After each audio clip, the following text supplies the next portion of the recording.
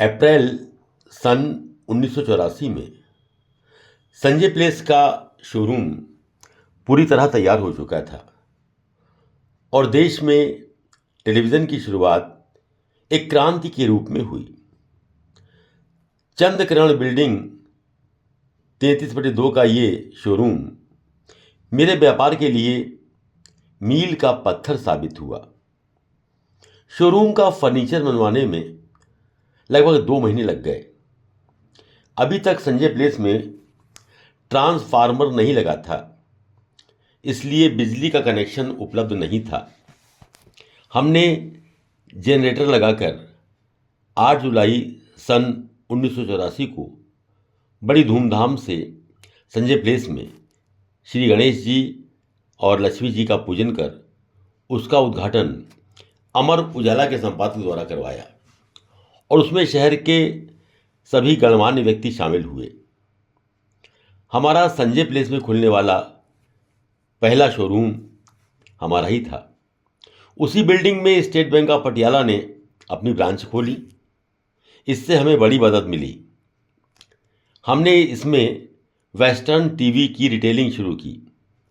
बाद में एक बहुत ही उभरती हुई कंपनी हॉटलाइन से संपर्क हुआ। हमने हॉटलाइन का डिस्ट्रीब्यूशन आगरा रीजन के लिए ले लिया, जिसमें मथुरा, फिरोजाबाद, एटा, मैनपुरी जिले शामिल थे।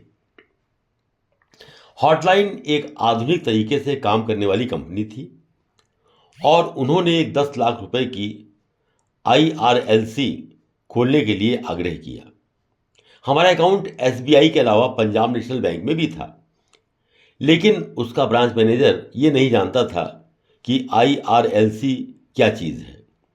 IRLC का मतलब है इर्रेवोकेबल रिवॉल्विंग लेटर ऑफ क्रेडिट, यानी कंपनी हमको जो माल भेजेगी उसके कागजात बैंक द्वारा भेजे जाएंगे। 1 महीने की क्रेडिट पर जब हम उनका बिल ऑफ एक्सचेंज साइन कर देंगे तो हमें माल की डिलीवरी मिल जाएगी और हमें 1 महीने में ड्यू डेट पर पेमेंट करना होगा।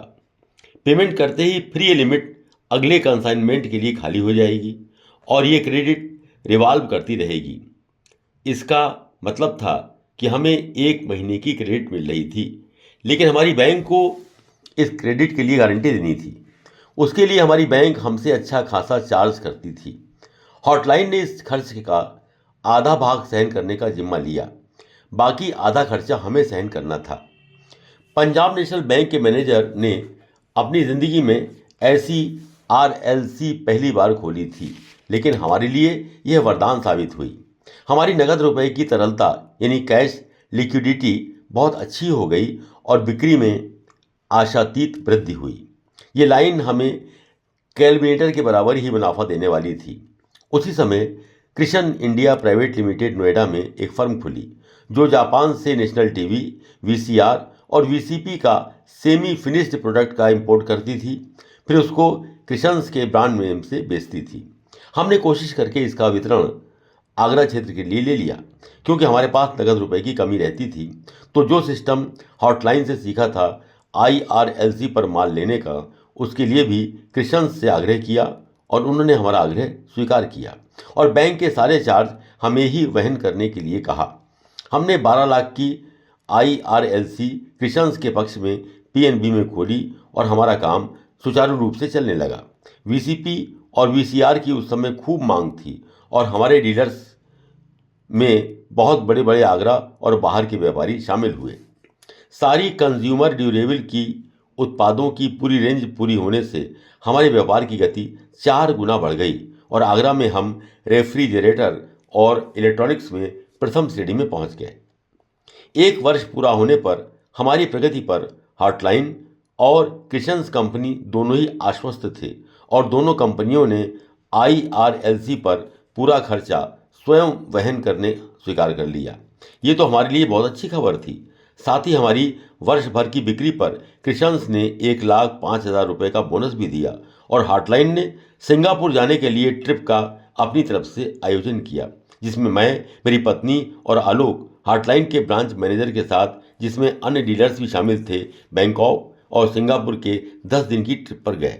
ये मालती की पहली विदेश यात्रा थी और अंतिम भी। यह यात्रा बहुत आनंददायक रही और हॉटलाइन के मैनेजर ने बहुत अच्छी व्यवस्था की और एक दिन सिंगापुर जैसे देश में खीर बनवाकर खिलवाई। पीएनबी में हमारी लिमिट 10 लाख रुपए की हो गई थी और किसी प्रकार की तरलता की कमी नहीं थी। मैंने तरलता को अच्छे निवेश में बदलने के लिए कुछ अच्छी कंपनी के शेयर खरीदे और संजय प्लेस के 41/4 ब्लॉक में 900 स्क्वायर फीट का ग्राउंड फ्लोर और 1350 का बेसमेंट लेने के लिए फ्रेंड्स बिल्डर के पास पहली किस्त जमा करा दी। मुझे ये अदायगी मासिक किस्तों में करनी थी और इसका पोजीशन सन 1992 में मिलना था। मेरा विचार था कि संजय प्लेस आगे जाकर आगरा का व्यापारिक सेंटर होगा और जिन भावों पर जगह मिल रही है वो सस्ती है, इसलिए मैं अपनी आय का बहुत बड़ा भाग संजय प्लेस में व्यापारिक स्थान खरीदने के लिए लगाता रहा।